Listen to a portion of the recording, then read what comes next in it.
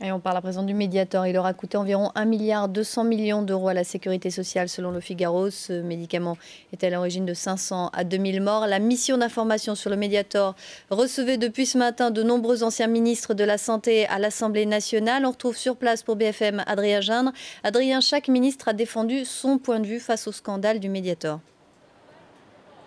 Il y a eu les ministres qui ne voient pas de dysfonctionnement. C'est le cas de Roselyne Bachelot, pour qui la SAPS a correctement fonctionné. Roselyne Bachelot qui ne voit pas non plus de problème majeur en matière de conflit d'intérêts. Il faut bien que les experts aient une vie en parallèle de leur vie d'experts. Il y a les ministres qui ont pointé des responsabilités ailleurs. C'était le cas de Bernard Kouchner, qui a mis en avant la responsabilité également des médecins qui ont prescrit du Mediator comme coupe-faim alors qu'il était commercialisé officiellement comme antidiabétique. Et puis il y a les ministres qui ont reconnu qu'ils n'étaient pas au courant, qui ont reconnu leur impuissance, leur échec. C'était le cas de Bernard Kouchner, mais aussi de sa ministre de tutelle de l'époque, Elisabeth Guigou. Écoutez, elle est au micro de Francis Simoes.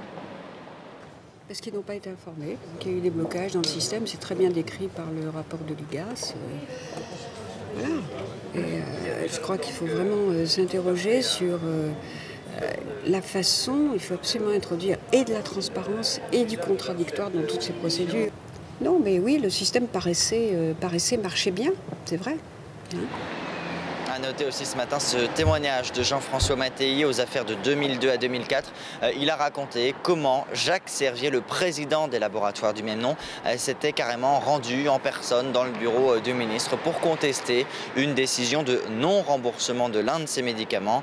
C'est assez révélateur sur la manière dont a dû se passer la vie du Mediator, donc 33 ans de commercialisation au total. Merci beaucoup, Adrien Gindre.